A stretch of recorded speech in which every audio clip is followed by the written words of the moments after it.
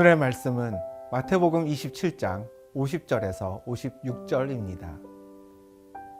예수께서 다시 크게 소리 지르시고 영혼이 떠나시니라.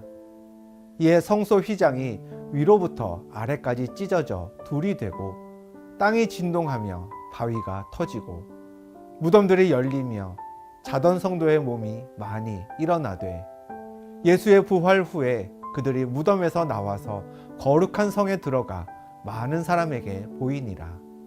백부장과 및 함께 예수를 지키던 자들이 지진과 그 일어난 일들을 보고 심히 두려워하여 이르되 이는 진실로 하나님의 아들이었도다 하더라. 예수를 섬기며 갈릴리에서부터 따라온 많은 여자가 거기 있어 멀리서 바라보고 있으니 그 중에는 막달라 마리아와 또 야고보와 요셉의 어머니 마리아와 또 세베대의 아들들의 어머니도 있더라.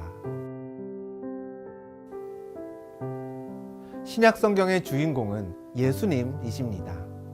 아니, 신약 성경뿐 아니라 구약과 신약을 합쳐도 성경은 이 땅에 오실 구원자와 이 땅에 오신 구원자 예수 그리스도에 대해 전하고 있습니다. 즉, 성경 전체의 주인공은 예수님이라 할 수 있겠죠. 그런데 성경은 주인공인 예수님의 죽음을 자세히 기록하고 있습니다. 보통 영화나 연극, 소설에서 주인공의 처지는 둘 중에 하나입니다. 결코 죽지 않고 살아남아서 이야기를 행복하게 완성시키거나 아니면 이야기를 잘 끌어오다가 안타깝게 죽어서 비극을 완성합니다. 그런데 성경은 예수님이라는 주인공의 죽음을 기록하지만 주인공이 죽었다고 해서 성경이 끝나지 않습니다. 주인공이 죽었지만 그렇다고 해서 성경은 비극이 되지도 않습니다. 이유는 하나입니다. 예수님이 죽음을 이기고 부활하셨기 때문입니다. 오늘 본문 50절은 이렇게 시작합니다. 예수께서 다시 크게 소리 지르시고 영혼이 떠나시니라. 십자가 위에서 고통받으시던 예수님이 생명을 거두셨습니다. 그런데 성경은 그 이후에 있었던 일에 대해서도 꽤 자세하게 기록합니다. 예수님이 죽으신 후에 있었던 첫 번째 사건은 본문 51절에 있습니다. 이에 성소 휘장이 위로부터 아래까지 찢어져 둘이 되고 땅이 진동하며 바위가 터지고. 휘장은 하나님께 제사를 드리던 성전에서 성소와 지성소를 구분하던 일종의 커튼이었습니다.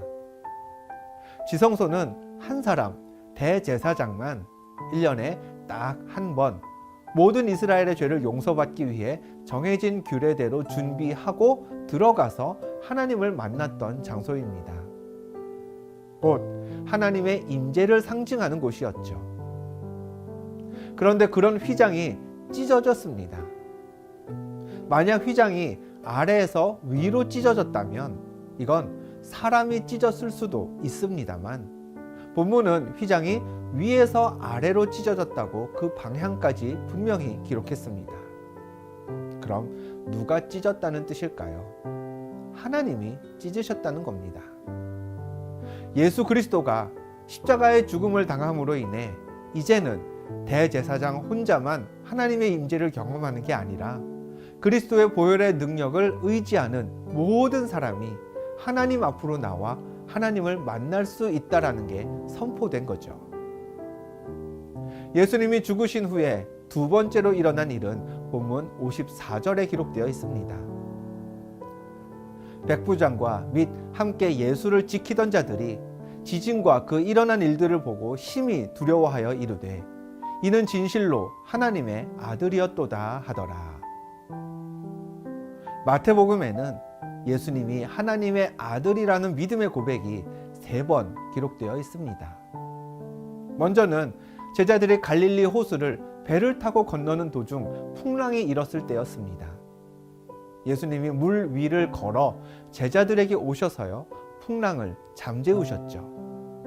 그 순간 제자들이 고백했습니다. 진실로 하나님의 아들이로소이다. 다음으로는 빌립보 가이사랴에서 했던 베드로의 고백입니다. 주는 그리스도시요 살아계신 하나님의 아들이시니이다. 그리고 세 번째가 오늘 본문에 있습니다. 예수님을 하나님의 아들로 고백했던 본문의 백부장은요, 예수님을 따르던 제자가 아니었습니다. 예수님이 일으키신 기적을 본 것도 아니었죠. 도리어 예수님을 죽이는 데 앞장섰던 그런 인물이었지만, 그랬던 그가 이미 숨을 거둔 예수님을 보면서 고백했습니다. 이는 진실로 하나님의 아들이었도다. 예수님이 숨을 거두신 후 일어난 마지막 세 번째 사건은 본문 55절에 있습니다. 예수를 섬기며 갈릴리에서부터 따라온 많은 여자가 거기 있어 멀리서 바라보고 있으니, 예수를 섬기던 여인들이 예수님의 죽음을 목격했습니다. 쉽게 말해서 그들에게는 모든 기대와 소망이 끝났습니다. 그러나 본문은 그들이 멀리서 바라보고 있었다라고 기록했죠. 여자들은 십자가에서 꽤 멀리 떨어져 있었습니다. 멀리 있고 싶어서 멀리 서 있었던 것은 아니었을 겁니다. 아마도 군인들이 가까이 가지 못하도록 막아섰겠죠. 중요한 것은 그들이 멀리서나마 예수님을 바라보고 있었다는 점입니다. 가까이에 있는 물건은요, 집중해서 보기 쉽습니다. 보아야 할 대상을 눈 가까이에 딱 두면 다른 것을 볼 여지가 없습니다. 우리 시야에 가까이 있는 그 물건만, 그 대상만 보이게 되죠. 그런데 멀리에 있는 것은 좀 다릅니다. 멀리 있는 산을 보다가 눈동자만 살짝 옆으로 옮기면요, 다른 산을 볼 수 있습니다. 멀리서 누가 다가옵니다. 멀리서 다가오는 사람을 보다가 고개 하나 움직이지 않고요, 우리는 다른 사람, 다른 경치를 볼 수 있습니다. 그러나 여인들은요, 멀리서도 예수님만 바라보고 있었습니다. 예수님이 죽었기 때문에 모든 게 끝났다 생각하고 더 이상 바라보지 않을 수도 있었지만, 그들은 여전히 소망을 담아서 예수님께 집중하고 있었던 것이죠. 예수님의 영혼이 떠나신 후에 있었던 세 가지 사건을 살펴봤습니다. 첫 번째, 성소의 휘장이 찢어졌습니다. 이제는 누구나 예수님의 보혈을 의지하면서 하나님 앞으로 가까이 갈 수 있게 되었습니다. 죄를 두려워하지 않아도 됩니다. 더 이상 죄는 우리와 하나님 사이를 갈라놓지 못합니다. 죄와 사망을 이기는 승리가 예수님의 죽음으로 우리에게 주어졌음을 믿어야 합니다. 두 번째, 예수님이 하나님의 아들이심이 고백되어졌습니다. 내 삶이 어떤 형편에 있든지 상관없습니다. 어떤 처지에 있든지 예수님이 하나님의 아들이심을 선포하는 게 우리의 역할이어야 합니다. 세 번째, 여인들이 멀리서 예수님을 바라보았습니다. 예수님이 나에게서 너무 멀리 계신 것 같아도요, 그래서 예수님의 능력과 하나님의 임재가 느껴지지 않아도요, 본문의 여인들처럼 시선은 예수님께 둘 수 있어야 합니다. 계속해서 예수님을 바라보아야 하죠. 오늘 말씀이 전하는 이 세 가지를 기억해야 합니다.